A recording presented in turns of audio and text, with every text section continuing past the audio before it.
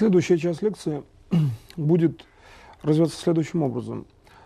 Те формальные выражения, которые представлены для управления, это будет в качестве, в том числе, самостоятельной работы с учетом в дальнейшем прослушивания аудиозаписи по данной лекции, или уже потом будет отпечатан лекционный материал.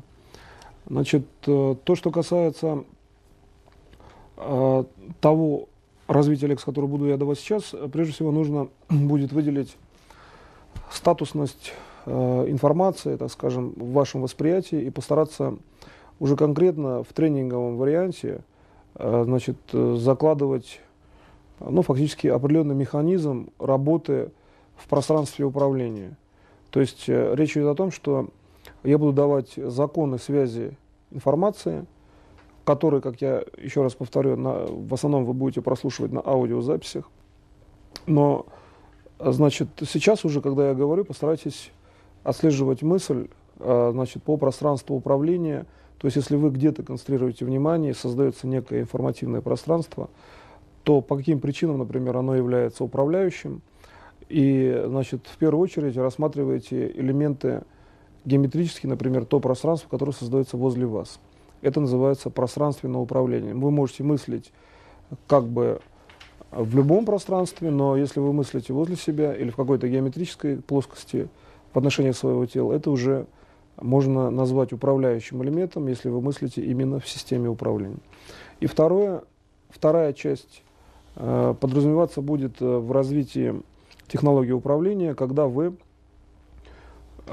строите систему связи на уровне понимания, и тогда вы не работаете в конкретном геометрическом пространстве, но вы управляете за счет того, что вы знаете какие-то аксиоматические или же законодательные вещи в развитии вашего сознания. Поэтому вот рассмотрите продолжение уже лекции, которая начата была с определенных формальных выражений по взаимосвязям, с тем, что сейчас я буду говорить в словесном выражении, и постарайтесь, опять же, разделить области управления на пространственные, то есть возле себя, возле своего тела, и на области, я назову их так, области доступа через понимание каких-либо законов или связей. Зачастую, вот по второй части, по области доступа, бывает так, что вы, когда размышляете о чем-либо, то у вас как будто бы решаются либо самопроизвольно какие-то ситуации, либо потому что вы значит, считаете, что они так и должны были сложиться. Так вот, когда вы размышляете, и у вас получается ситуация, например, в том числе без физического какого-то действия, она складывается благополучно, просто понаблюдайте внимательно, что вы тогда познаете. И когда вы работаете уже технологически, то есть вы уже начинаете работать через управляющие области, здесь желательно выделять все-таки по возможности первое время, по крайней мере, значит, геометрию области, в которой вы работаете. Так я начну с геометрических областей управления, с использованием своего мышления, которые находятся в районе, так скажем, вашего физического тела. Например, выделив сферу радиусом 5 метров, в центре которой вы находитесь, а затем уже приблизив более близко эту сферу, то есть как бы отразив ее во внутреннее содержание и выделив еще одну сферу радиусом, например, 1 метр, вы можете создать, так скажем, область, которая будет достаточно проста в управлении, и тем не менее, раскладывая события в этих двух сферах, вы можете получать управление практически как и информативной частью, то есть нереализуемой на физическом уровне, так и физической частью. Следовательно, первая задача — выделить мысленно две сферы. Первая — это радиусом, например, 5 метров, не обязательно точно, но как вы считаете, что для вас 5 метров. И, значит, затем примерно метр. Центры сфер находятся, например, в геометрическом центре, в геометрическом месте точек, так назову, вашего физического тела. Ну, это примерно в районе сердца, может быть, со смещением ближе к центру. И примерно в центре, так скажем, геометрическом месте грудной клетки.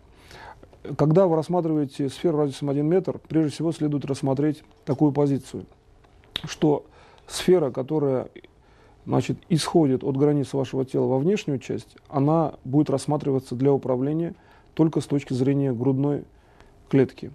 С точки зрения спины эта сфера существует, но вы в данной ситуации управления ею не занимаетесь. Потому что эта сфера контрольная, и прикосновение мыслью к той сфере, которая со стороны спины будет оставаться в виде, например, некого сегмента сферы, требуется только в некоторых исключительных случаях. Для управления информацией, чтобы формально приложить ту систему формул, которую я сейчас описал, вы должны делать в первую очередь с той частью сферы, которая находится от уровня вашей груди. Теперь, прежде всего, следует некую законодательную базу ввести перед тем, как начинать управлять. Первая структура управления заключается в том, что ваше физическое тело является элементом, в том числе элементом вашего восприятия, и в связи с этим, так как вы физическими глазами можете видеть только свое тело, то мы сейчас говорим только о вашем теле как о том, что вы можете видеть только глазами. Никакие там сведения, известные, предположим, в виде морфологии, в виде анатомических уровней, в данном случае не рассматриваются.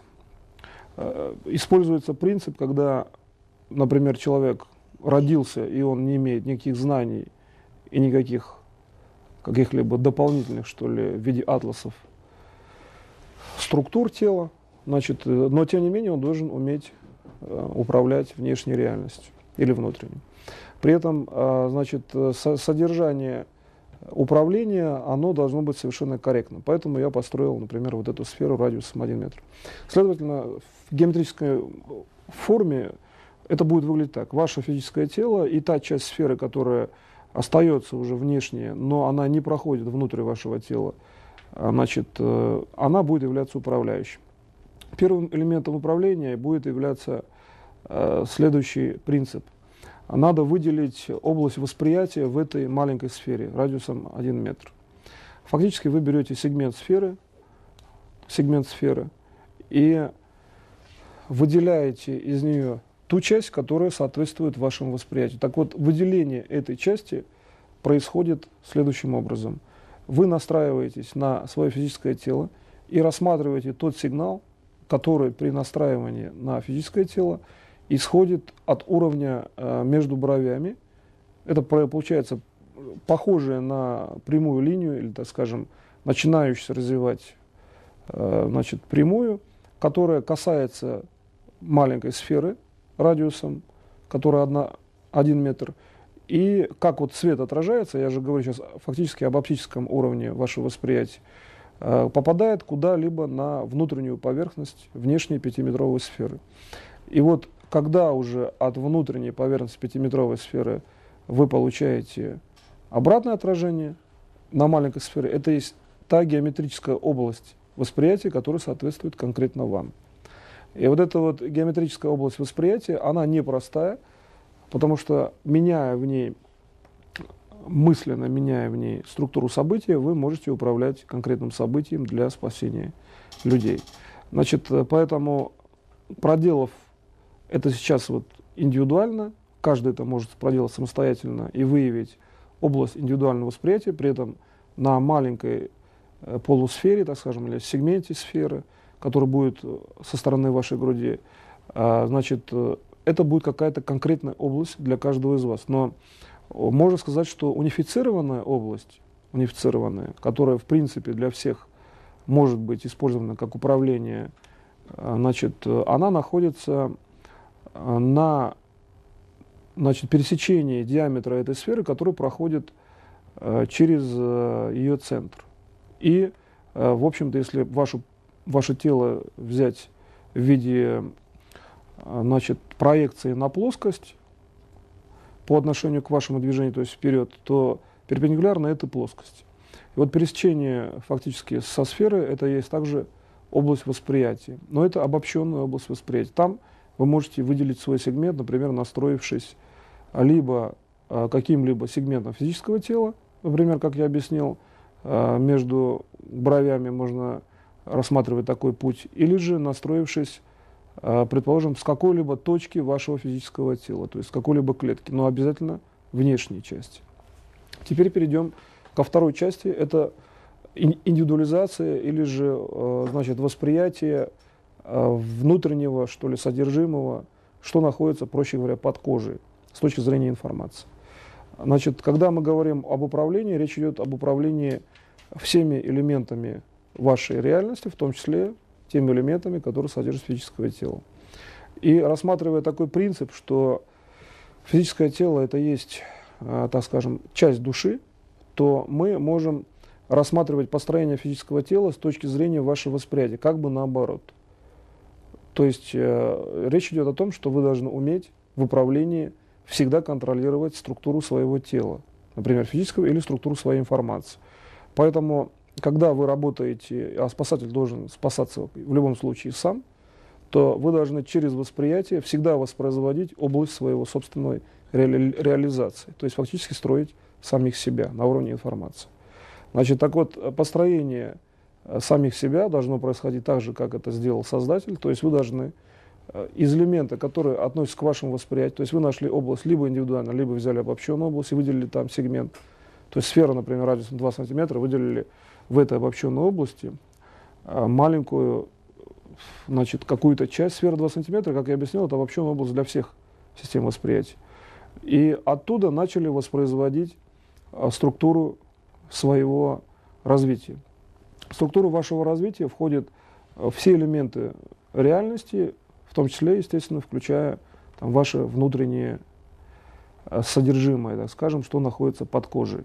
Значит, то есть, имея только лишь аналитически вот таким образом построенный аппарат, вы должны, значит, знать функциональность связи, вы должны знать систему собственной регенерации и систему, в том числе духовного управления, когда вы можете, настроившись на просто состояние, уже быть спасателем. То есть, например, вы замечали, что достаточно иногда иметь состояние, чтобы что-либо не происходило отрицательным.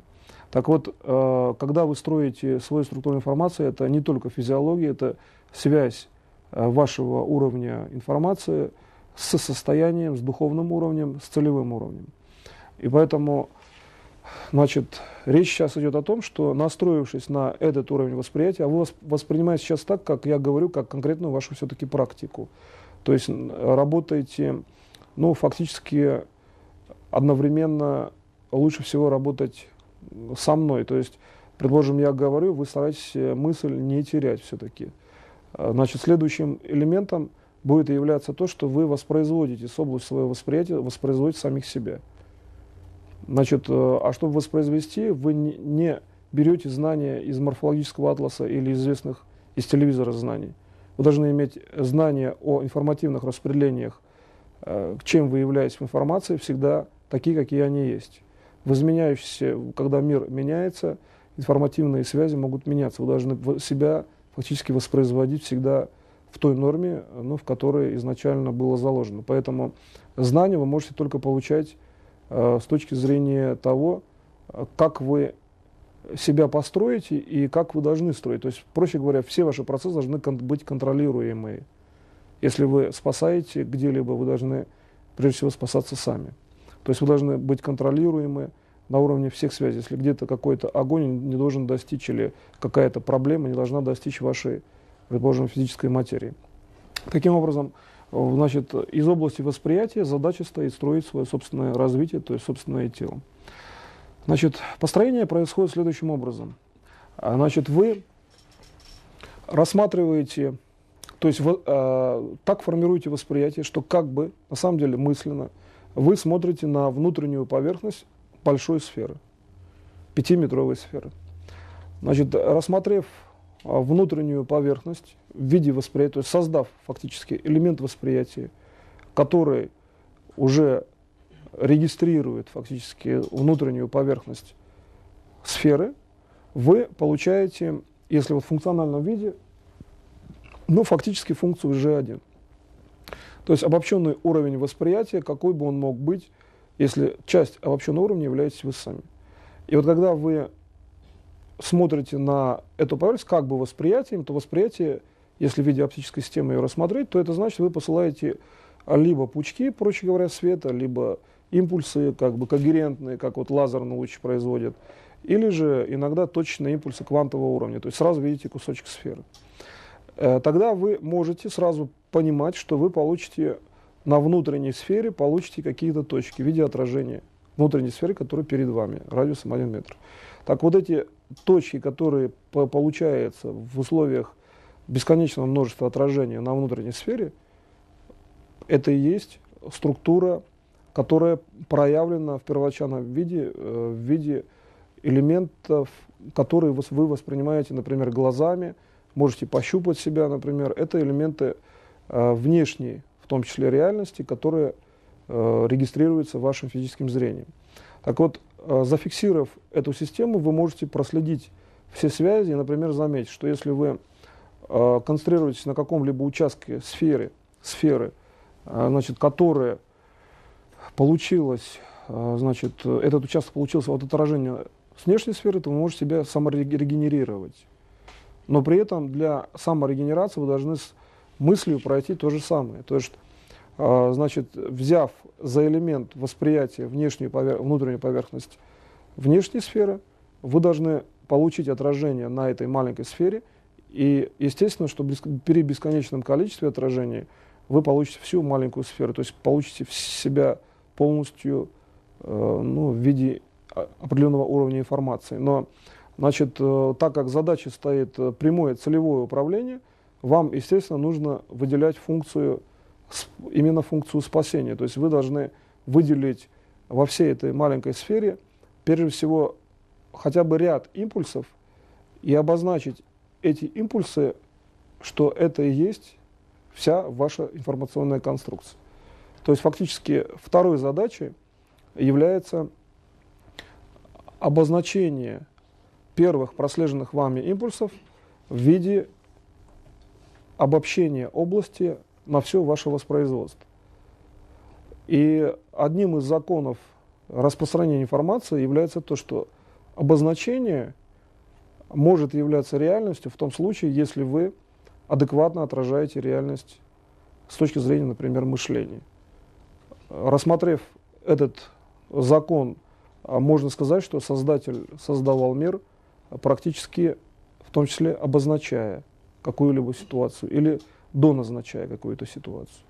И в связи с этим мы, когда говорим о процессе самовоспроизводства, то для того, чтобы убыстрить систему саморегенерации или сделать так, чтобы в процессе неких разрушительных действий вы и все окружающие были спасены, вы должны найти тот единственный импульс, который будет являться управляющим с точки зрения всех возможных ситуаций. Импульс может находиться на пересечении оптического элемента с внутренней поверхности сферы, маленькой сферы, именно с внутренней поверхности маленькой сферы. Так вот, когда мы говорим так много и говорим о том, что все нужно видеть и прослеживать, например, технологически находить, так вот, следующим элементом во всех случаях, то есть унифицированным элементом, является доступ к внешней поверхности внешней сферы по, значит, фактически диаметру сферы, который идет через центр этой большой сферы и идет вверх, фактически, можно сказать, если вы стоите, проще говоря, вдоль вашего тела. То есть разделив таким образом, значит, ось координат, что и центр сферы находится внутри, а лучше даже возле кожи, где-то примерно в 5 сантиметрах от поверхности грудной клетки, и проведя вдоль тела вверх часть диаметра, вы получите, что пересечение этого диаметра с внешней частью сферы именно на внешней поверхности, это и будет точка, фактически сборки вашего тела. То есть тогда, причем сборки именно по принципу неумирания. То есть все внешние события раскладываются так, что если вы имеете информацию о некой проблеме вокруг вас, тот же пожар, там некое землетрясение возможное и так далее, некое, вообще говоря, разрушение, так скажем, и сконцентрировав там свое внимание, вы можете считать, что вы сгармонизировали события, то есть уменьшили, например, силу землетрясения. Такие конкретные опыты проводились в Институте сейсмологии Узбекистана в свое время, и были достигнуты совершенно конкретные результаты, которые перенесены на кристаллическую систему были, что такой концентрацию удавалось очень существенно уменьшать от ядерного, например, взрыва, землетрясения. Значит, поэтому ситуация здесь такова, что все, что я сказал, вы будете делать и искать все эти точки, так как многообразие точек, как я объяснил, дает совершенно, значит, обобщенную картину, то вторым уровнем вы просто назначаете те точки на маленькой сфере, которые, значит, будут являться элементами вашей организации. И когда уже вы идете дальше, то вы находите область с внешней поверхности уже этой большой сферы, где в любом случае вы себя можете собрать информативно. И поэтому и реально физически. То есть получается, что для лечения, например, заболеваний ваших или там любого другого человека можно использовать этот принцип, концентрацию на этом уровне. И если вы хотите концентрацию, это значит, вы какое-то время задержите свое внимание в этой точке. Вот и все. Никаких специальных методов концентрации здесь нет. В методике управления, которую даю я, речь идет о том, что вы работаете только на логике. То есть вы не используете ни трансовое состояние, вы не используете ни какие-либо специальные состояния, вы работаете просто логически. Логически, как вы мыслите, просто вы создаете для мысли определенные участки и определенные конструкции в пространстве мышления. Вот и все. Таким образом, структурируя сознание, вы должны управлять событием. То же самое можно сделать для управления, например, какими-либо процессами. Например, я управлял процессами вот, в научных работах электропроводности на электропроводящей бумаге и так далее. В принципе, можно управлять теми процессами, которые вы поставите перед собой для научных исследований или же для того, чтобы получить нужную информацию. И, следовательно, один из законов информации, что существуют статичные области, унифицированные для всех, при контроле и при восприятии которых, фактически при концентрации, значит, на которых, вы можете получить сопоставимые динамичным уровнем развития информации результат. Вместо того, чтобы прослеживать множество сигналов по оптике между двумя сферами, достаточно сконцентрироваться только на внешней поверхности одной точки. Так вот, для того, чтобы сконцентрироваться, можно, как я объяснил, просто воспринимать, а можно технологически получить всю информацию внешних связей. Но для этого нужно иметь специальный доступ к этой точке. И вот этот специальный доступ, то, что я описал в функциях, например, G1, обобщенная функция управления в P1, в пространстве обобщенного управления, говорит о том, что на эту точку фактически может быть сконцентрировано ну, сколь угодно много внимания. Так вот, взяв за постулат, что изначально создатель создал, значит, так скажем, по крайней мере,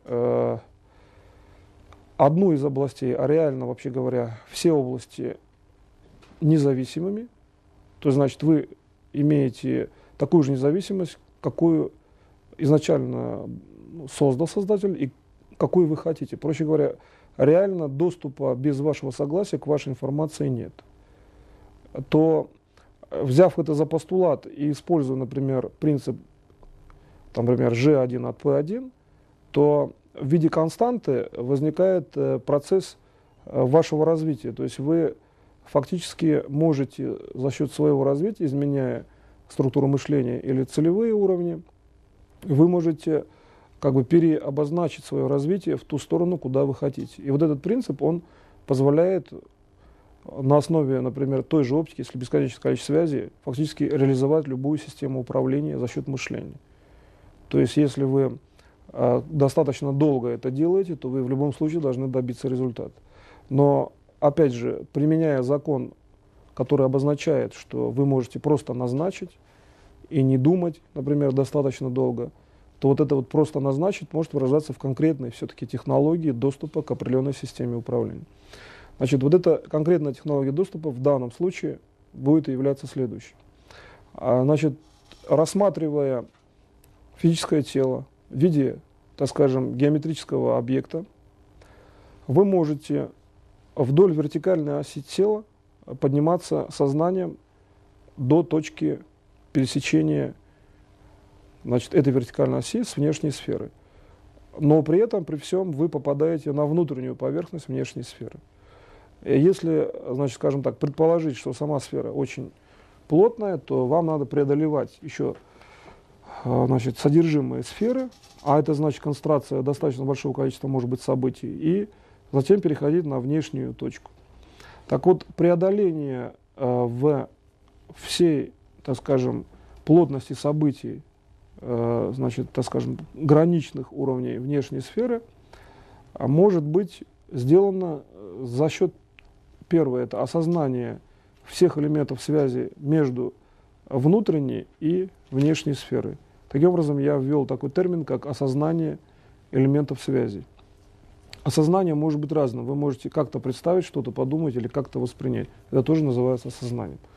То есть вам надо просто настроиться, так как я даю технику духовного управления, настроиться на понятие осознания в виде, например, элемента восприятия.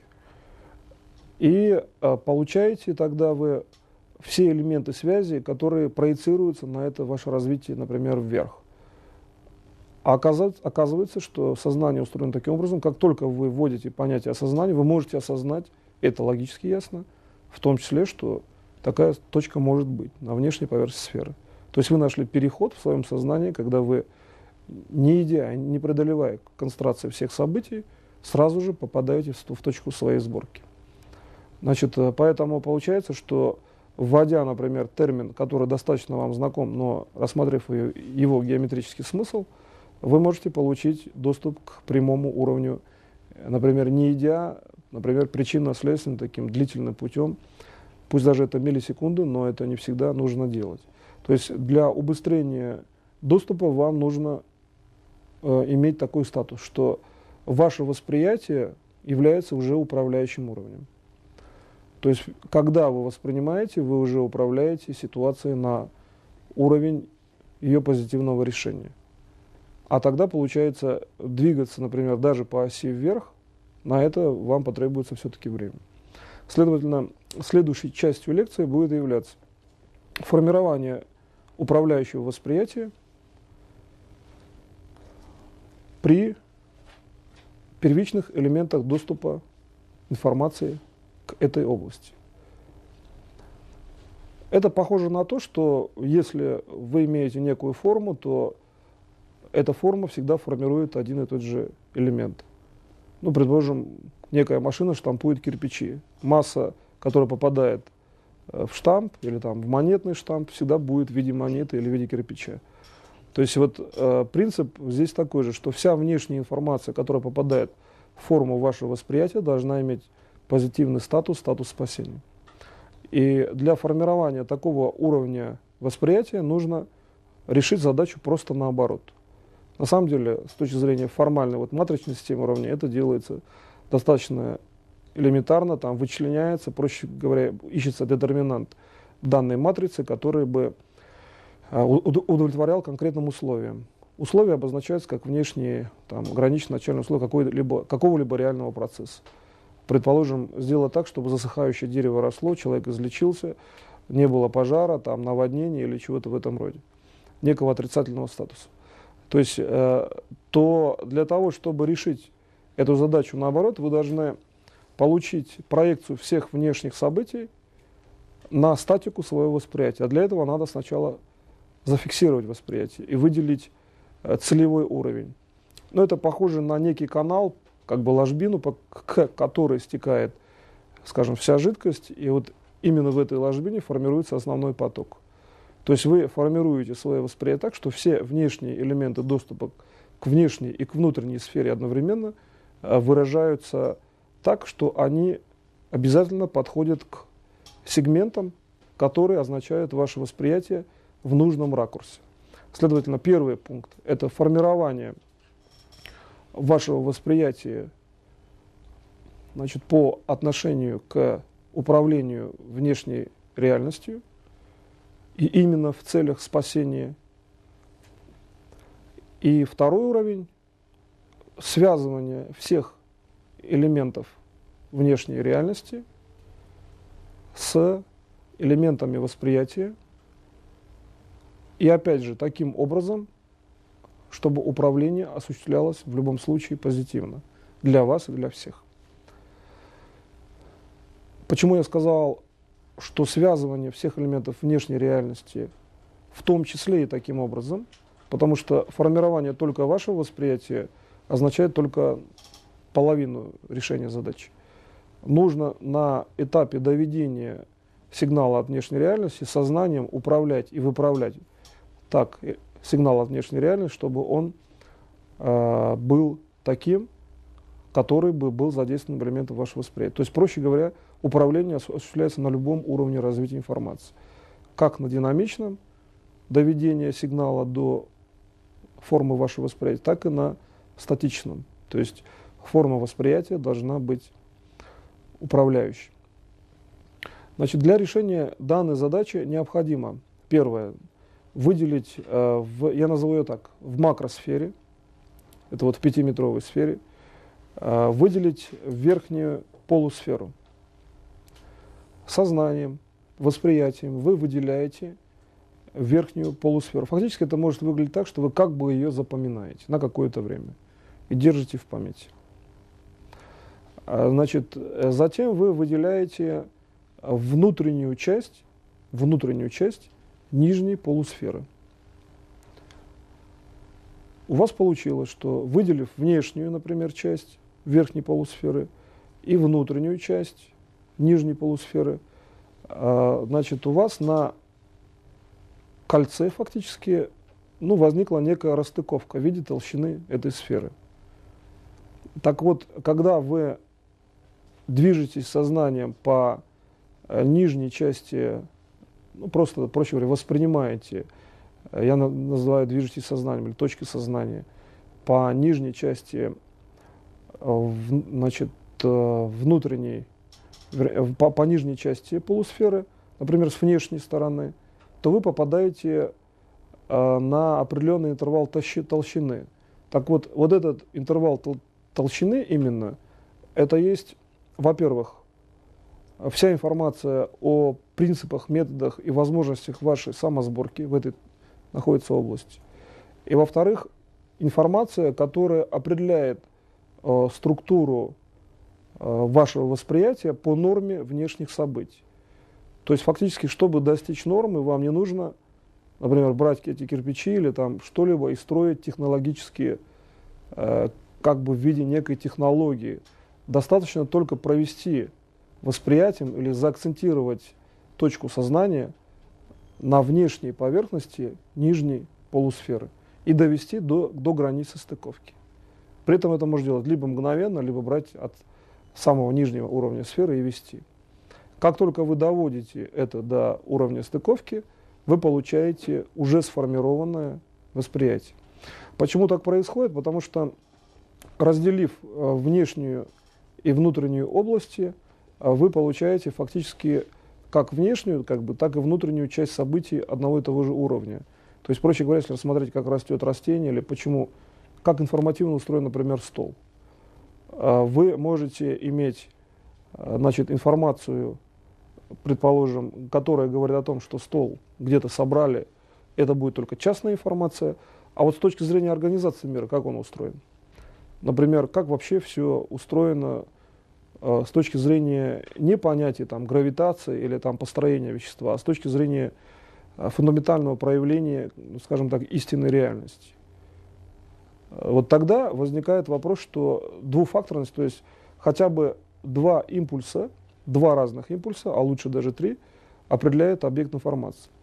И вот определением объекта информации является, во-первых, движение, то есть скольжение по полусфере, и, во-вторых, или если вы нашли соседний объект, значит, в-третьих, любая одна следующая или 2 минимум, а лучше больше, точек вашего восприятия. То есть, настроив точки восприятия в целевом уровне этой задачи, вы получаете сразу цель управления, то есть оптимизацию событий. Второй частью данной лекции является то, чтобы вы сконфигурировали все внешние события по движению информации от внешних событий через, например, внешнюю полусферу, макросферу, таким образом, чтобы они в процессе движения как бы наложились на то, что вы построили эту форму в своем сознании. Так вот, построение формы, как я объяснил, это может быть не просто геометрическая форма. Это может быть 2 действия или 3. Движение элемента сознания по нижней части полусферы и, значит, стыковка с какой-либо областью, которая является стыковочной по разделению внешней и внутренней части макросферы. Поэтому, когда вы строите формы, формы могут быть различными в сознании. Они могут быть объективизированы для вашего восприятия, но могут содержать просто технологию. И вот когда вы на технологию смотрите, то вы выявляете уже из нее геометрическую форму, а можете не выявлять. И вот элемент, который означает, что, предположим, вы построили такое вот понимание у вас есть, и вы можете выделить форму, но если вы не выделяете, вы имеете просто технологию, которая в разных местах сознания содержится, но она проявляется в виде формы. То есть вот если понаблюдать за тем, как устроен мир, то он также устроен, что определенные вещи проявлены, например, явления физического мира, а определенные вещи, они не всегда проявлены. Предположим, воздух можно глазами не видеть. Там, или вакуум считается, что это среда минимально информированная. Используя этот элемент управления, вы сразу же можете определить, как выявить структуру движения, во-первых, в сторону элемента вашего восприятия, и каким образом это выявление может происходить. То есть первый принцип – выделение равнозначных областей информации во всем элементе внешней реальности. Почему я сказал, например, во всем элементе внешней реальности? Потому что вы всю внешнюю реальность можете, вообще говоря, описать в виде одного элемента. У некого унифицированного элемента, из которого возникают все ее проявления. Поэтому выявление равнозначных, или, будем так говорить, одинаковых с определенных смыслов восприятия областей, на самом деле приводит всю реальность к самой себе, то есть к одному и тому же элементу. И поэтому таким образом устроено сознание, что вы можете в любой точке получать как бы распаковку любых элементов событий. И вот наложение уже не только уровня восприятия, но и любого уровня сознания на развивающиеся события, и причем таким образом, по которым вы хотели бы видеть преобразование события, вызывает управление на элементе развития этого уровня. И поэтому, когда мы говорим о том, что мы хотим, например, сформировать входящую, проще говоря, форму уже сбалансированной, то это прежде всего своего рода разархивация уровней собственного сознания, где уже содержится от одной элементной базы однотипные позитивные решения. И речь идет только лишь, фактически в переборе, что ли, тех вариантов наложения, которые бы были вам известны. А следовательно, речь идет о таком понимании, как фактически убыстрение скорости мышления или же развитие элементов восприятия на адаптацию события к вашей форме. В связи с этим вот убыстрение мышления на самом деле достаточно такой формальный уровень выражения данной идеологии, но если говорить по существу, это развитие восприятия до такого уровня, чтобы любая скорость была доступна. А это значит выделение специальных каналов доступа. То есть не развивать скоростной уровень, так скажем, бесконечным количеством способов, а выделение из бесконечных областей конкретного уровня, который бы был сразу точным и содержал спасение в любом случае. Такой постулат. Так вот, выделение в вашем восприятии этого уровня и формирование заключается в том, что вы информацию вашего восприятия, уже смоделированного по отношению к оптимизации, то есть фактически форма уже оптимизирующая у вас должна быть, то есть вы уже прошли первый уровень формирования формы, оптимизирующего восприятие, и второй уровень формирования оптимизирующей формы входного уровня информации. При этом все внешние события, они разделены в макросферы. То есть они как бы от вас отделены, и вы на них смотрите как бы на экран, находясь внутри этой сферы. И когда вы получаете через этот экран своеобразный фильтр, то вы с точки зрения, например, программирования ставите некие шлюзы, которые как раз-таки и нормируют по вашему протоколу восприятия определенные события. Но это несколько такой уровень скажем, которые применяются в программировании, на самом деле есть вещи внепротокольные, например, состояние, которое при этом возникает. Так вот, понятие состояния, то есть духа, или понятие духовного состояния, в данном случае управляющего, причем духовного состояния для спасения, определено тем, что в состоянии могут быть так называемые мгновенные или бесконечно удаленные от вашего восприятия связи, когда состояние определяет управление внешней областью. И вот доведение уровня восприятия до, например, управления событиями в той норме, как я объяснил, то есть когда сознание, во-первых, формирует внешние импульсы, плюс восприятие уже сформировано, то наложение формы восприятия с нормированным уровнем входящей информации создает духовное состояние. То есть, когда, например, вы хотите посмотреть, как применить духовное состояние, это значит некое, скажем, настроение иногда, или просто, предположим, некую структуру, которая не выражается в виде комбинации мышления. Это можно примерно сравнить с тем, что, например, вы смотрите некий фильм. Состояние может быть разным. Вы можете думать одно, состояние может быть иное. Так вот, выделив форму состояния, то есть выделив, скажем так, ту составляющую восприятия, где вы не фиксируете движение мысли, форм, и приведя это, например, к духовному аспекту, вы можете получить управление через состояние, которое не фиксирует мысли, форм. То есть фактически это управление, когда вы можете управлять только лишь, например, настроившись на позитив, или же созерцая некую комбинацию информации, но которая не определяется. Так вот, управление через, я назову так, управление через состояние, не содержащее мышление, заключается в следующем.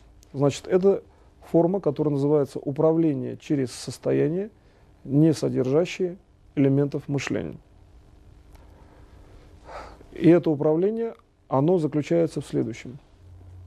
Вы технологически на уровне мышления накладываете в оптимальную форму восприятия, которую вы можете уже назначить в этом уровне, или же получите с прежнего уровня лекции, на форму, оптимальную форму, которая получится при движении информации в вашу сторону, в сторону восприятия.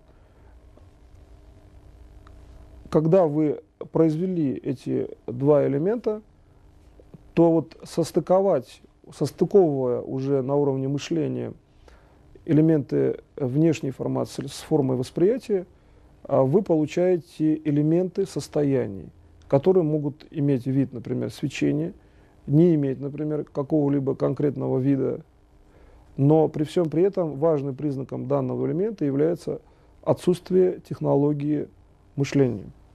То есть отсутствие технологии управления формами, отсутствие технологии, предположим, формального выражения, связанного с пространством мышления. Следующим признаком данного элемента является то, что вы сами формируете через этот элемент пространство мышления. То есть вот то, о чем я вам говорил, что вот мы делаем сначала сферы, это относится к уровню, когда вы находитесь в районе пространства известных, так скажем, представлений от физического зрения. Предложим глазами, можно сказать, что возле вас может быть сфера.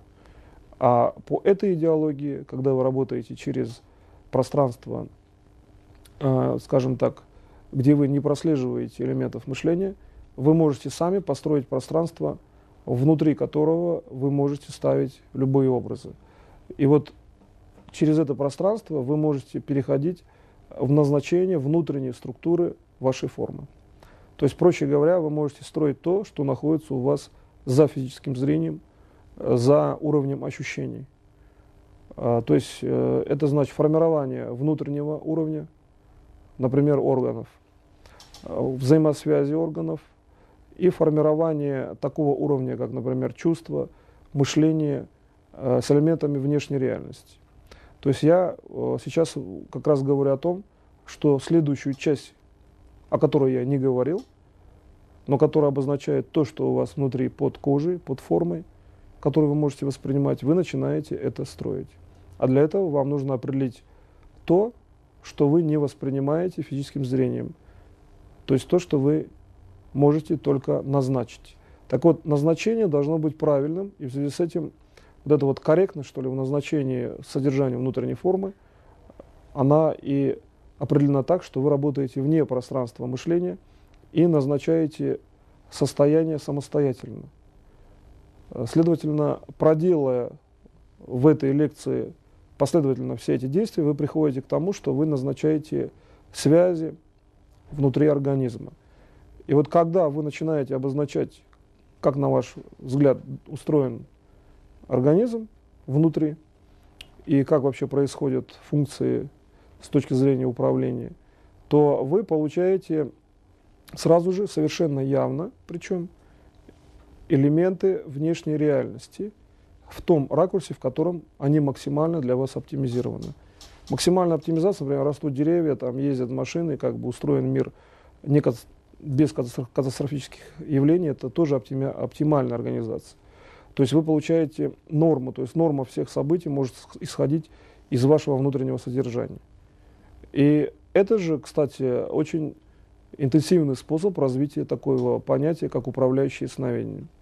То есть, когда вы настраиваетесь через эту область на свое внутреннее содержание, с точки зрения информативных связей, вы можете видеть явления внешней реальности. То есть, предположим, я там диагностирую самолет, но я не должен зачастую сознанием двигаться в сторону его расположения, этого самолета. Мне достаточно сфокусировать внимание в пространстве состояния, и я сразу вижу все отличия от нормы. То есть я воспринимаю, так как нормой является то, что я обратил внимание фактически на пространство состояния. То есть я построил внутреннюю структуру взаимосвязи с точки зрения внешней нормы. И когда, например, таким образом я смотрю, то я получаю диагностическую базу. То есть для этого мне не нужно задаваться вопросом, а как устроен самолет, в принципе. Там, не нужно заниматься детализацией устройства, потому что норма заложена в том, что вы нормируете себя самостоятельно, строя как внешнюю, так и внутреннюю информацию, и определяя, например, на первом уровне нормой внутреннюю структуру. Следующим шагом является определение нормы внешней структуры информации. Значит, определение нормы внешней структуры информации по отношению к физическому телу. Нормы внешней структуры информации по отношению к физическому телу называется проекция вашего сознания на воспроизводство информации из внутреннего состояния. При этом внутренним состоянием, как я объяснил, называется то, что вы построите, не используя аппарат детерминированного, так скажем, мышления, то есть мышления, состоящего из известных образов. Следующим элементом является создание аппарата мышления. В создание аппарата мышления входит создание любого элемента реальности, воспринимаемой реальности. И это создание происходит по принципам разветвления вашего сознания на все элементы, как внутреннего уровня, так и внешнего. Как воспринимаемого сейчас, так и не воспринимаемого, например, в реальном времени, которое или вы можете воспринимать это в будущем, и вы находите ту точку, где вы не имеете, например, временного или пространственного распределения информации. Значит, здесь понятие доступа к информации определяет уже назначение информации. То есть для реального управления вы должны в любом случае информацию сформировать таким образом, чтобы она была везде управляемой. Следовательно, ваша задача является, попав в эту область сознания, назначить интервал времени, который бы вас устраивал. И вот принцип назначения – это во многом профилактический принцип, который позволяет заведомо создавать области, в которых не происходит катастрофических явлений. То есть фактически я вывел вас сейчас в уровень сознания, который принимает участие в развитии реальности, всей реальности. Как вот я объяснял, что если мы задумаемся над тем, как устроен, например, человек или там стол, дерево и так далее, на уровне информации, а не на уровне причинно-следственной связи. Предположим, мы рассматриваем каждую секунду, что для субстанции, которая создает, все равнозначно. Что секунда назад, что секунда вперед. Тогда на каких законах, например, держится человек? Почему не разлетаются там молекулы дерева, например? Если мы не рассматриваем понятие силы притяжения, то тогда для этой субстанции каждый следующий миг является моментом сборки. И возникает вопрос, а как же тогда данная субстанция собирает стол, да, каждую секунду, или человека, или там дерево? То с точки зрения управления назначение как бы гармоничное, с гармонизированной фазой, то есть как бы небольшая дельта, которая все время добавляется в области гармонии развития, она достаточно управляема, но она может просто назначаться. То есть, предположим, чтобы управлять будущим событием и сказать, что вот этот объект он никогда там не сгорит, можно заложить управляющую фазу, назначив эту область в виде области надстройки над всей информацией объекта. Предположим, чтобы это здание МЧС не сгорело, выводится над информацией, над той же самой сферой, фактически, как над человеком, выводится элемент управления, что оно, просто мысль, что оно не сгорит, и ставится в эту точку, в самую верхнюю там, и все. И мы получаем дополнительное управление по профилактике, предположим, пожаров. То же самое можно делать и по отношению к тому, чтобы не болел человек, или если есть болезнь, значит ставить информацию о отсутствии болезни. Следовательно, следующим уровнем управления является уровень назначения в специальной области сознания, где состояние определяет структуру информации. То есть любой элемент мысли вы должны закладывать сами. Любой элемент реальности вы должны создавать сами. И вот когда вы создаете в той форме, в которой это будет совпадать, например, с текущей реальностью, или же это будет профилировать некие изменения в текущей реальности, то вы будете управлять уже практически всеми процессами реальности, которые могли бы быть неадекватными. Вопрос состоит в том, что, например, какие-то процессы где-то происходят, но они по каким-то причинам все-таки происходят, и как же тогда управлять ими?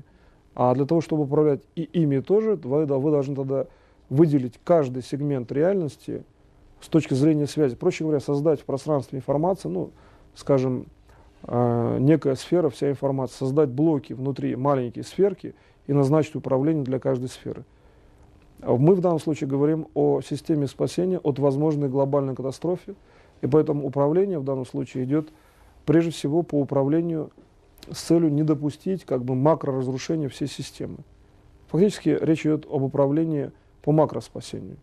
Но если вы хотите распространить на систему, предположим, связи, где, например, входят явления взаимосвязи, предположим, подводные лодки, самолеты, люди и так далее, то вы тогда должны описать весь комплекс событий для каждого субъекта информации.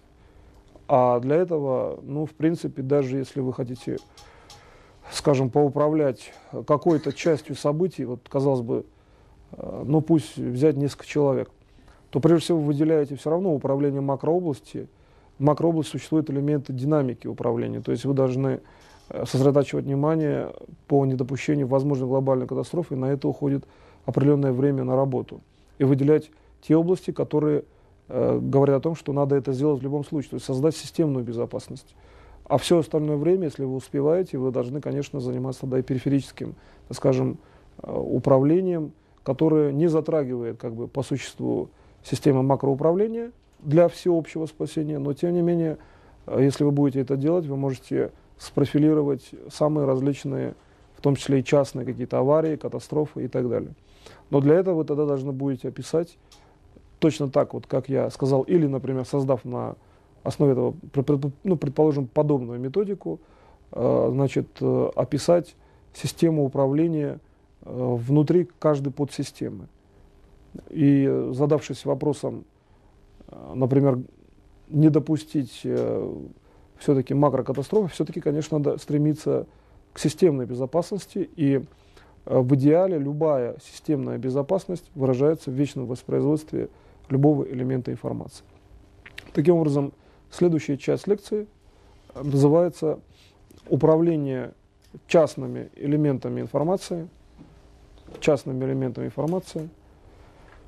с точки зрения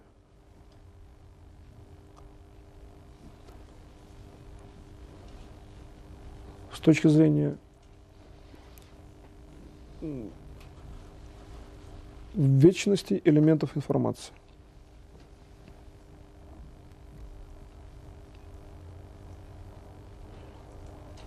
В данном управлении можно сразу же увидеть, что если элемент информации существовал и абстрагируясь от понятия времени, то он в этой точке уже существует всегда, рассматривая движение вектора времени как, например, следующий элемент развития.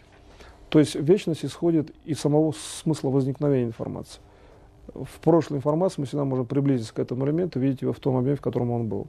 Следовательно, мы можем его перенести мысленно или воссоздать и так далее. То есть вечность исходит из самого факта проявления реальности. Каждый элемент информации и уже поэтому может быть назван вечным из системы прямого доступа к любому элементу, включая прошлый элемент. В связи с этим, когда мы говорим о частном управлении, предположим, вы создали элемент информации, который существует в прошлом. Ну вот мы, например, заложили для этого здания МЧС, чтобы не было пожаров. Прошла какая-то ситуация в мире, изменились связи, прошло какое-то время. Чтобы доактивировать, то есть чтобы создать эту информацию такой, чтобы была привязана информация к текущему моменту, вы в периодическом просмотре должны добавить статус всего того, что произошло вокруг. Есть первый элемент, это логически отслеживать и добавлять, но есть другой элемент, значит, вывести контроль на уровень своих собственных взаимосвязей.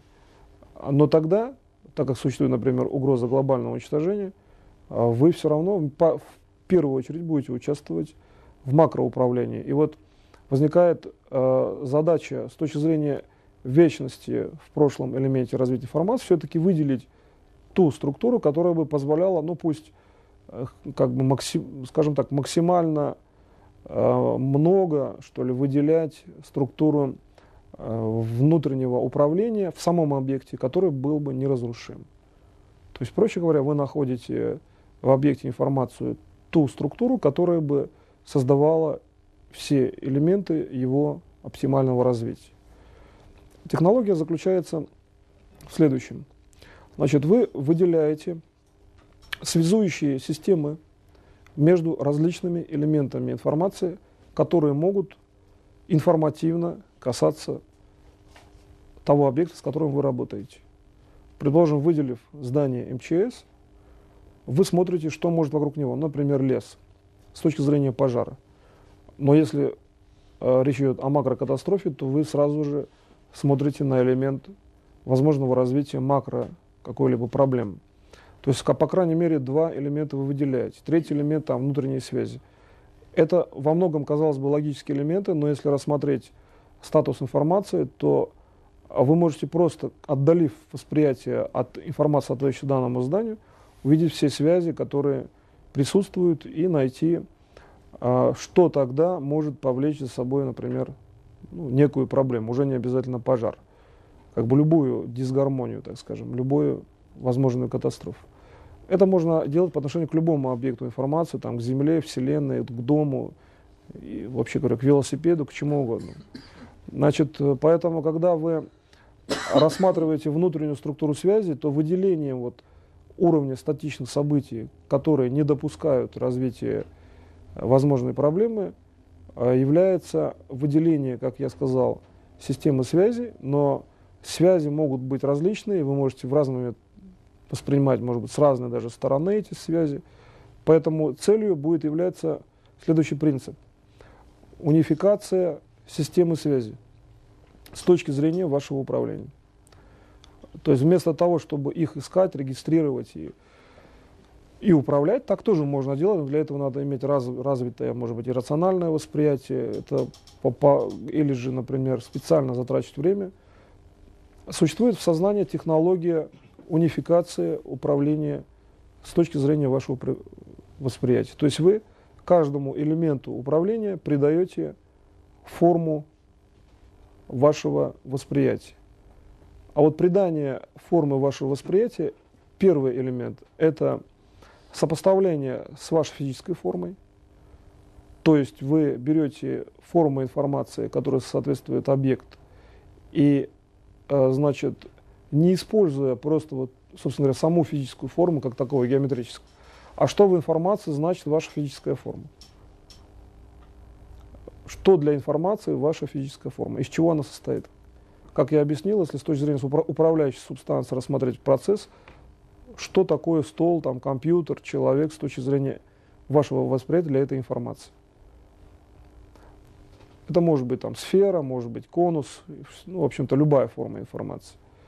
И назначая все ваше развитие в бесконечном воспроизводстве, то есть, проще говоря, все ваши события, любых других людей, в виде следующей формы, с которой ваша изначальная форма связана, вы можете получать унифицированный импульс с точки зрения развития вашего сознания. И вот вы, когда имеете элемент уже развития вашего сознания, опорная точка развития и является унифицированным элементом по отношению к любому объекту информации.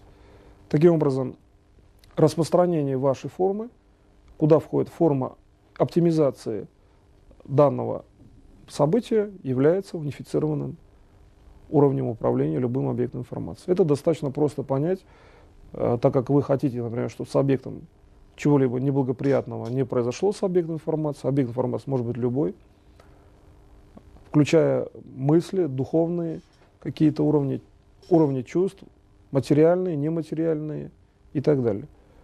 Вы, естественно, закладываете управляющую структуру сразу же в развитии сознания. Так вот, переход от развития вашего сознания к конкретному управлению в качестве самостоятельной уже работы, он будет таким, что вы должны будете самостоятельно выявить ту реальную область, которая при развитии вашего сознания реально управляется. И второе, реально управляемо в любом случае, даже если вы, например, считаете, что вы технологически чего-то не успели освоить, или вы думаете, что вам надо что-то доосвоить. То есть данная технология управления подразумевает, что вы должны, независимо от вашего мышления, от того, как вы думаете, например, считаете ли вы, что вам надо доучиться, или вы считаете себя полностью уже владеющими методологией управления, вы должны все равно уметь управлять в текущем элементе реальности. То есть управление на созидание в любом случае. Вы должны в результате данной лекции выявить конкретно каждый для себя и выявить также унифицированную область, где эти управляющие области находятся. Например, в маленькой сфере, которая возле вас, в макросфере, или же, предположим, в структуре управления через состояние.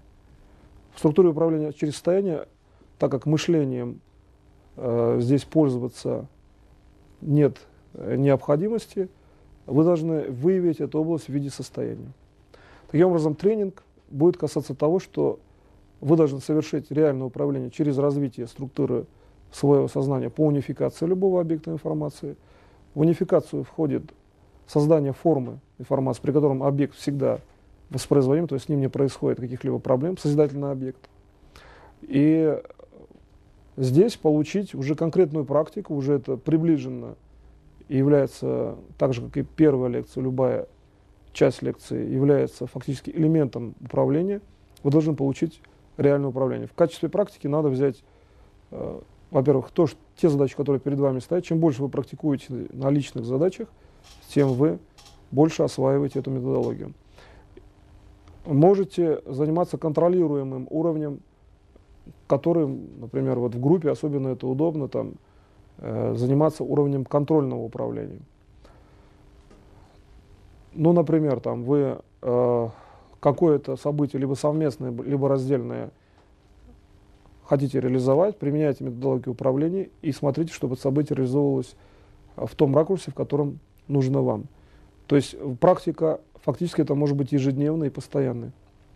Когда вы посмотрите, что вы имеете управление на каждом элементе или, по крайней мере, идеологически точное всегда управление, а вы это должны иметь в результате курса, то, в принципе, можно считать, что это будет являться уже вашей, ну, фактически ежедневной практикой, которая постепенно будет перерастать ну, в определенную статусность. То есть каждое решение вы будете принимать уже с точки зрения макрозадач по цели общего спасения.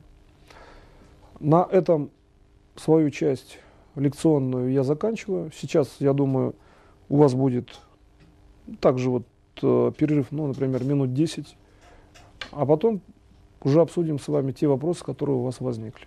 Сама информация, как ее правильнее было бы, что это такое? Или это нечто, какой-то строительный материал, которым пользуется создатель? Или как его можно было бы определить? Потому что мы очень манипулируем все время этим. Да, понятно.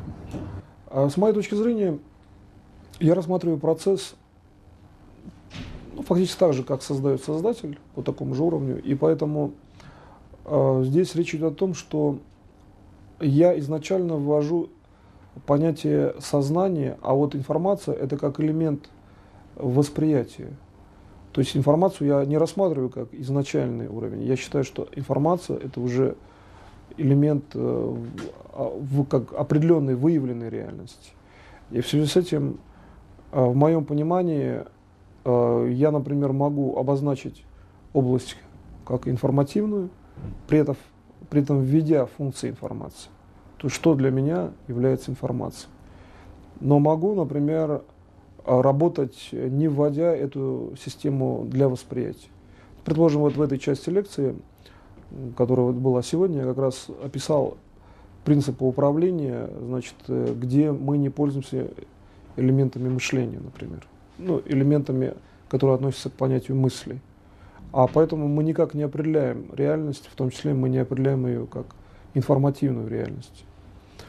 И вот к следующей лекции все-таки уже там будет больше материалов, например, связанных с работой, предположим, вот кристаллического модуля по прогнозированию землетрясений и катастроф. Там в кристаллическую среду специально вводится компонент, который и несет неопределенные функции. Эти неопределенные параметры, они замеряются. То есть, проще говоря, неинформативная область, она является управляющей после того, как она пройдет через процессор ну, обратной связи. Но при этом я ее на всем элементе движения я ее не определяю. То есть, проще говоря, функциональные параметры замеряются как две плюс-минус удаленные точки. И поэтому при такой математической задаче параметры в любом случае не определены, потому что они как бы бесконечно друг к другу сближаются там, или удаляются. Математически это можно было сделать, это я сделал. И даже ввел форму кристалла, которая регистрирует эту область, но которая неопределенной является. Поэтому понятие информации, все-таки я считаю, изначально существует понятие управления, там, понятие создания, например, информативного проявления реальности. А дальше мы можем это определить. У меня такое отношение к информации. Ну, а неизвестные какие-то объемы информации, они намного больше, чем те, которые выявлены и проявлены. Да, а задача стоит управление и неизвестными тоже объемами. В связи с этим управление и информация это могут быть, в принципе, вещи, которые, собственно говоря, информация вытекает из управления. Или это понятие применяется там, или это понятие не применяется, потому что скорее здесь надо выявлять вот задача же очень простая на самом деле. У человека есть восприятие, или там у любого объекта информации есть форма реакции, так я могу назвать. И в рамках этой формы происходит взаимодействие. Поэтому что в этой форме? Мы можем, что попадает в эту форму, это уже измененная структура в любом случае. И поэтому зачастую прямое управление, оно просто сначала гармонизирует, а потом выявляет какие-то информативные компоненты. Потому что есть еще один принцип управления: если информация фиксируется в виде информации, но тогда она должна фиксироваться в благоприятной, максимально благоприятной форме. То есть у меня есть даже в моей математике там один из циклов, связанных с квантомеханическим, правда, уровнем, где как бы элемент цвета переходит в макросистему. Там вообще сводится система, которая позволяет информации не реализоваться. Проще говоря, отрицательный уровень информации, пока он не будет оптимизирован, он никак не проявляется. Это специальная технология, которая позволяет, например, некий отрицательный статус событий не закрепить, проще говоря.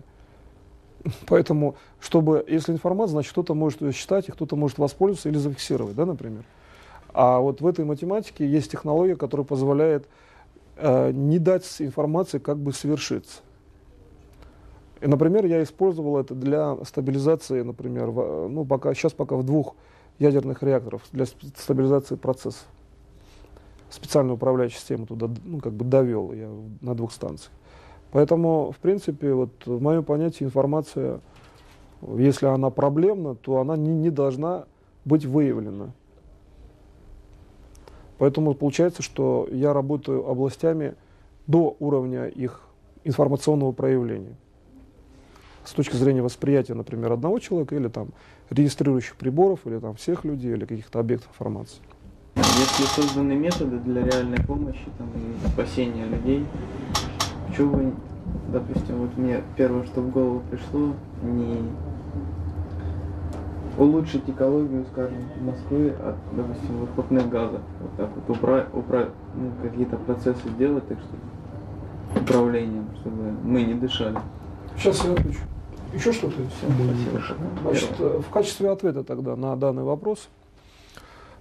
Во-первых, я вам даю систему спасения в первую очередь от возможной глобальной катастрофы. Это достаточно специальная технология. Это все равно, что, например, учесть взаимодействие множества, например, спутников, из-за которых, например, может произойти глобальная катастрофа. То есть это надстроечный, технологически более, скажем так, усложненный уровень, который подразумевает учет всех связей, не только спутников, например, но и внешней реальности, там, неких комет и так далее. Так как я столкнулся с тем, что можно управлять и макротелами, то целью вашего образования является во-первых, система безопасности и плюс детализация, то есть распространение на частные уровни. Конечно, распространить на частные уровни эту идеологию можно. То есть, например, тот же кристаллический датчик, кристаллический модуль, который используется там для предотвращения землетрясений, катастроф, причем не просто предотвращения, с понижением там, сначала магнитуды, можно использовать, например, на тех же машинах, там, в виде платы двуполюсной, или прилеплять на те же здания, уже сделана такая модель, замыкается контур здания, если оно рушится, то за час есть уже индикация, если периметр разрушается.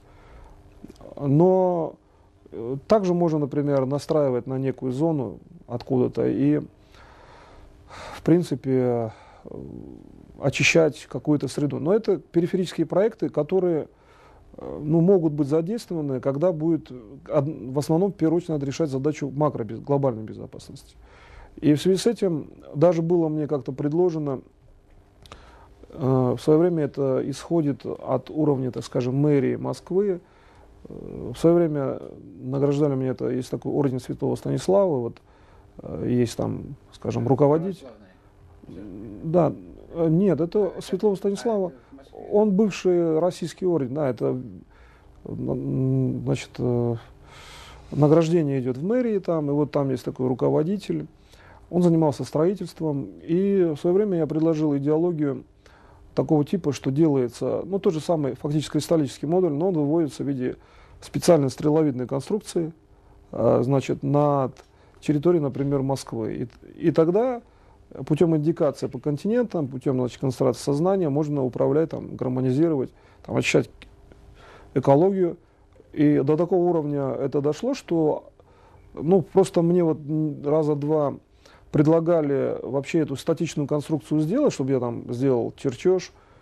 В принципе, я там его набросал, переслал, и они, в общем-то, недавно он выходил, спрашивал еще вот, что можно добавить. То есть это до уровня реального воплощения доходит, что вот создать такую систему, где каждый вообще может поучаствовать. Но некую, она и символически будет действовать, одновременно она совершенно конкретно, мы сделали в Новосибирске эксперимент, она действительно очищает, например, приводит в норму экологический состав. Состав не только там воздуха, почвы, предположим, по микроэлементной базе, по чистке там Черного моря использовались в определенных местах. Та же кристаллическая система. То есть вот с точки зрения макрозадач, когда все люди участвуют, ну, в принципе, можно это выставить даже в интернете, например, но как бы в виде модельного решения, которое будет тоже работать. Здесь, пожалуй, речь идет о том, что просто у кого будет такая из вас возможность заниматься частным приложением более плотно, сохраняя при этом основную задачу системной макробезопасности, пожалуйста, можно это использовать, но в реальном времени это упирается в то, что нужно делать, значит, рабочий проект, потом там сначала эскизный, рабочий, потом это внедрять. В принципе, это надо заниматься этим специально. Хотя, конечно, это можно делать, да. Фаза апробации, наверное, да, даже апробация, когда уже есть, чтобы внедрить, это надо сделать ТЭО, да, например, выявить заинтересованных лиц. Это, конечно, надо делать, но вот, в принципе, в основном техники, которые идут, например, из МЧС, по управлению такого типа, да, приборного управления в сторону экологии, я думаю, они будут распространяться, но это как бы все-таки другая задача для организации, это задача задействования мэрии там, хотя они на это идут. В общем-то, они даже хотят это делать, но чтобы этим заниматься, вот я занимаюсь там реально 90 ядерных реакторов, а заниматься, вот, предложим, уже конструкцией и доведением, это иногда требуется время достаточно много. Я думаю, вот вам как раз нужно будет осваивать технологию духовного управления, фактически управления через собственное сознание, еще и потому, что, значит, когда вы будете приводить это на уровень конкретных воплощений в каких-то, значит, местах, в каких-то проявлениях, там, таких как вот в производствах, в экологической среде, в экологической безопасности, и с этим люди будут сталкиваться, конечно, поддержка уровня системной безопасности через управление на основе сознания будет выше гораздо. И вообще, я считаю, в условиях техногенизации общества, что создаются системы, например, по типу биокомпьютеров, биороботов, управление через сознание должно быть во многих ситуациях вообще приоритетным, когда ясно, что никакое развитие техники не может уничтожить человека. Такой еще вопрос. Хотелось бы знать наши макроопасности в лицо. Перечислите их, пожалуйста. Хорошо. Значит, с точки зрения макроопасности для тех, кто мой прослушивает, изучает курс, является прежде всего реконструкция, не фиксация информации о некой опасности. Вот как раз в продолжении вопроса о том, что такое информация. То есть задачей вашего развития является создание той информативной области, когда я не фиксирую. Но, конечно, как в любой информации, существует некая, так скажем, статика развития информации, которая существует сейчас и которую нужно реконструировать, так скажем, да? Вы должны приложить туда усилия. Значит, с точки зрения реконструкции является, в первую очередь, уже вот в данном положении, это реконструкция информации о том, что некое объемное физическое образование, например, комета или большой метеорит, могут попасть на Землю. То есть с точки зрения этого управления, здесь почему важно приложить усилия также в одну из первых, так скажем, очередей, потому что большие кометы могут быть несмещаемы, например, ядерным оружием или каким-либо другим оружием, но элементом сознания ее можно сдвинуть. Это первое.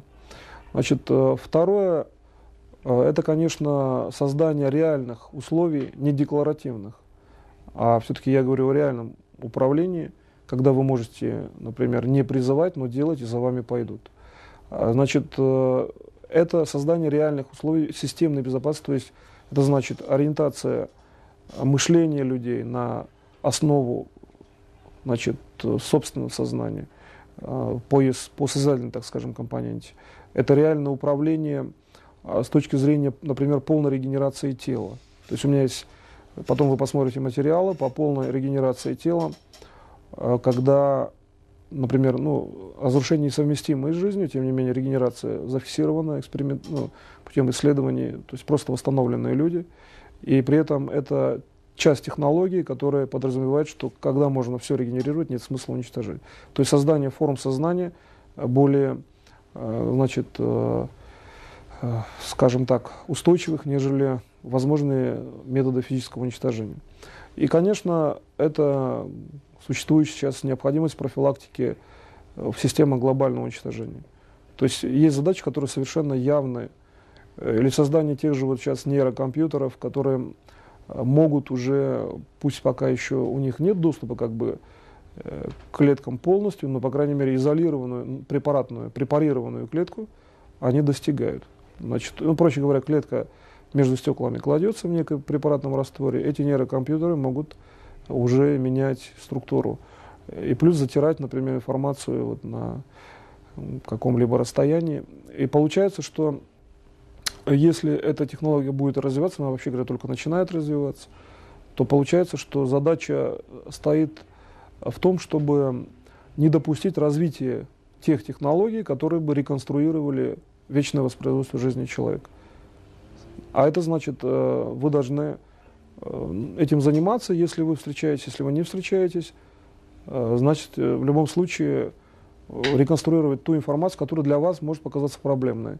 Не обязательно информация неких компьютеров, там, технологий. Если вы заметите, что идет мутация, предположим, просто одного растения, и эта мутация, например, говорит о том, что расщепляется ядерное ядро планеты, то, значит, вы должны, получается, собрать, да, информацию. То есть у каждого из вас могут быть конкретные личные задачи, по которым вы можете участвовать в системе макроспасения.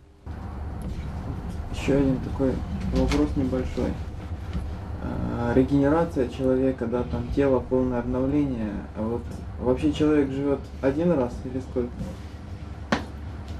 С точки зрения задач спасения, сейчас я объясню эту позицию.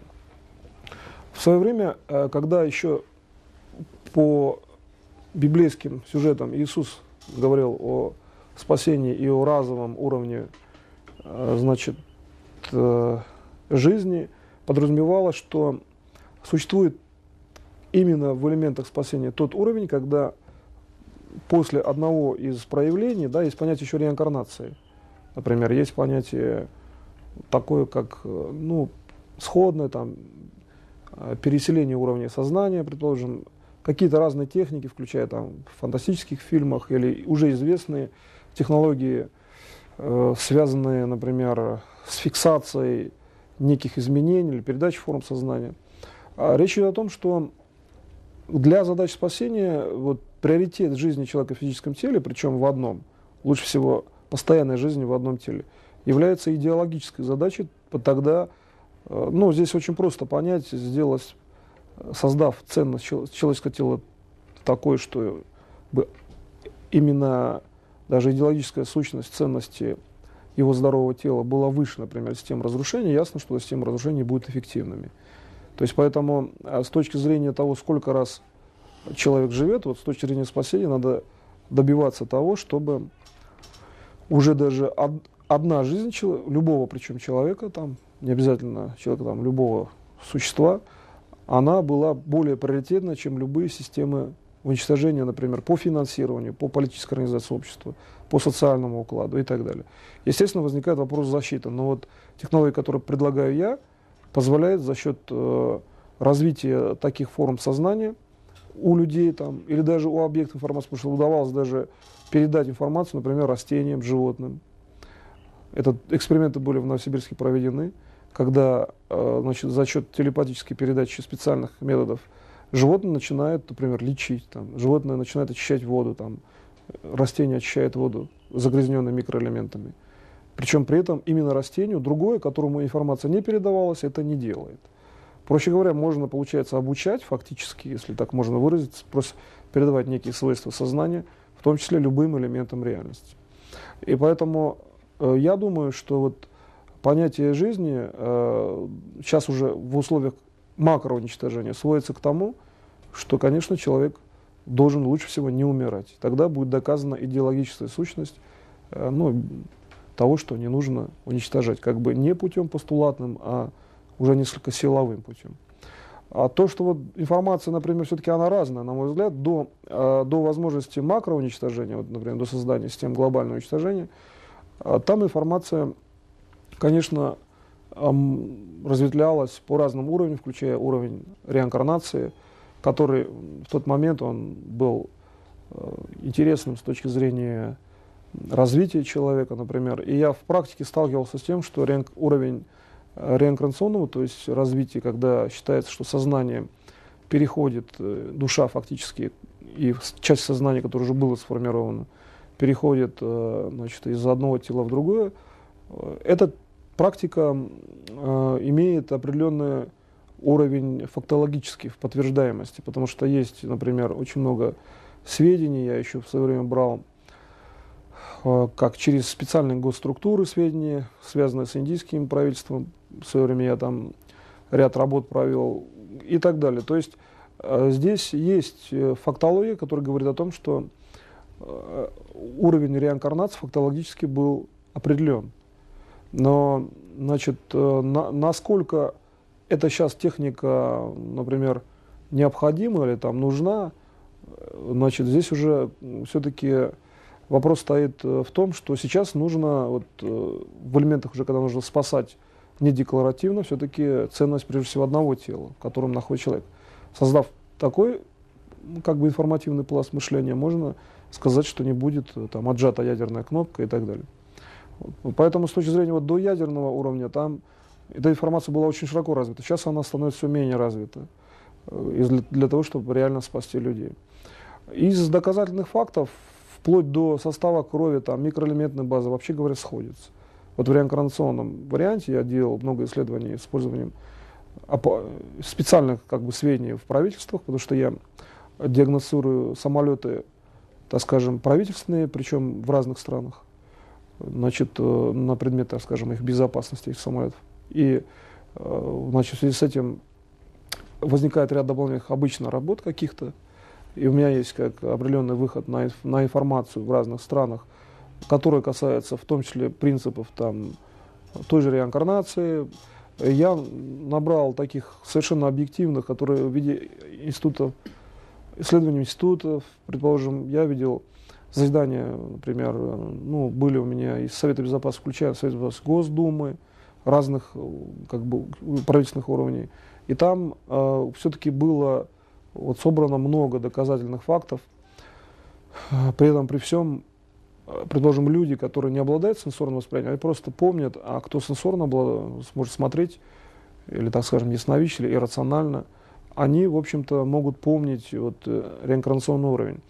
В реинкарнационных уровнях существует принцип перевода материи, наиболее просветленные. Те факты, что йог собирался из сожженной материи, они были даже отсняты, оказывается. То есть он собирал, проще говоря, ткань. И так получается, что понятие реинкарнации, он не всегда разложение полностью тела. Иногда это использование одних и тех же элементов тела, тех же клеток, тех же, например, каких-либо составляющих тела. И при этом акт рождения, он выглядит тоже иначе, потому что там получается не рождение путем, предположим, просто-навсего, биологического роста, а рождение за счет развития функции сознания у того, кто перенесся в пространственно-временном элементе. И поэтому здесь есть понятие именно реинкарнации, где тело другое, есть понятие реинкарнации, переход, что ли, в другую пространственно-временную область, когда клетки берутся, предположим, что-то остается волосы какие-то остаются, ногти, зубы, и делались анализы, причем это совпадало до такой степени, что у одного человека даже бралось. То есть я сам все-таки использую все точки, в том числе точку зрения обычных методов анализа. Полное копирование. Да, просто копирование. Но, проще говоря, как будто бы, вы стрижете ногти, бреетесь, например, и когда берут анализ, делают волос, это вообще как с одного человека, то есть вообще отличий даже нет.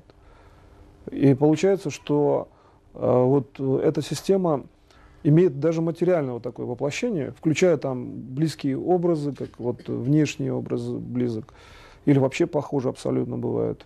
И поэтому я, вообще говоря, пользуюсь любой идеологией как равнозначной. Что точное доказательство математическое, что там мысль, там, предложим, гипотеза или теория реинкарнации, любой идеологии для спасения пользуюсь все-таки равнозначно. И поэтому в свое время я применял это для лечения. Это эффективно действует. Вот, система реинкарнационного понимания действует, например, для лечения эффективно людей. При этом, вот, предположим, даже если метастазирование большое, то если применить управление через, предположим, реинкарнационное развитие, скажем, изменить информацию в прошлом, из-за чего, да, у человека происходит, например, это метастазирование. Вот метастазы, они вот буквально мгновенно исчезают. Я прям видел на томографии. Если применять другую конструкцию, например, управление через будущие события, то метастазы могут медленно исчезать. То есть вот вы, когда будете практиковать, посмотрите, можно настроиться на ту информацию, что в реинкарнационном плане, значит, было у человека, и это даже применять для управления. Вот с точки зрения управления, эта система оказалась эффективной. То есть так я, например, излечивал, включая 4-ю стадию рака. Хотя я излечивал по-другому, и как бы много методов. Строил события впереди, где он живет, и все, например. Я даже реинкарнацией не занимался. Иногда только реинкарнацией. То есть, но вот реинкарнационный вариант, он показал все-таки эффективность.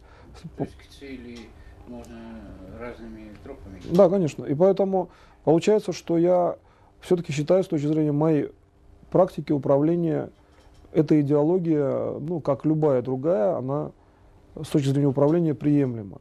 Я все-таки говорю в прикладном варианте. Но доказательств, я говорю, есть, как в моей собственной практике, много. Когда я, значит, влияю, например, на какой-то реинкарнационный, проще говоря, на какое-то из воплощений, там что-то меняю информации, событий. И здесь он излечивается, человек.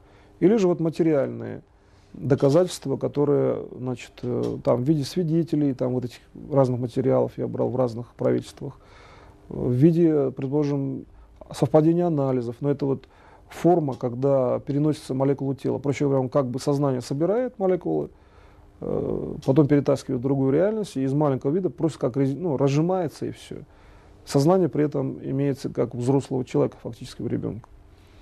Вот. Но таких форм это надо, как и считается, что нужно иметь определенный уровень просветления или знать технологию тогда. Вот. Поэтому, в принципе, есть у меня еще труд, где написано о коллективном сознании, вы его потом посмотрите. Во многом еще определено развитие коллективного сознания. Если бы в коллективном сознании было бы фактически доступно считать, что многие техники используемы, ну, многие бы ими пользовались. Я считаю, все-таки надо выбирать технику, которая вам нужнее в данный момент, и вам будет более понятно, чем пользоваться. Если хотите, пользуйтесь техникой управления, например, реинкарнациями. Хотите, пользуйтесь техникой просто прямого управления. Это на ваш выбор. Всегда ли мы имеем право вот вмешиваться в прошлое событие? Нам это не вылезет когда-нибудь чем-нибудь? Объясню я сейчас. Например, представь такую ситуацию, да, были когда-то такие, как самые начальные формы самолетов, да, и, предположим, нужно для спасения людей взять там сверхзвуковой какой-то лайнер и перелететь на другой континент, чтобы спасти. Вот, если у вас возникает вопрос, всегда ли нужно вмешиваться, может быть, все-таки возникает, в принципе, такой же вопрос. Если можно ли использовать сверхзвуковой лайнер, хотя он может быть единственным возможным уровнем для спасения людей, в тот момент, когда существуют, например, самолеты 20-х годов. Естественно, вопрос такой, что для спасения людей надо использовать сверхзвуковой лайнер, чтобы их перевести, например, на другой континент. То есть здесь позиция та же самая. Для спасения людей, вот в макропонимании, в частном понимании, всегда можно использовать любую, я считаю, созидательную, она в любом случае. Если вы используете на основе сознания, это всегда созидательная технология. И она вам нигде не даст отрицательного статуса, потому что это похоже на, и конкретно является работой, когда мастер набирает какой-то определенный багаж или опыт.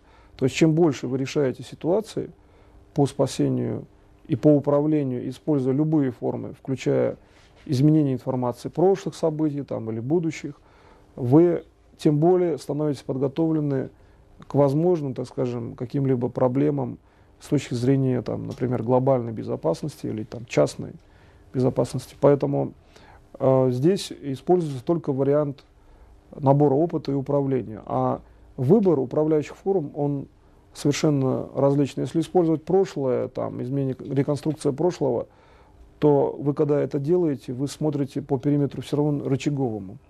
То есть, чтобы изменить что-то в прошлом, надо знать, к чему это приведет в будущем, точно знать.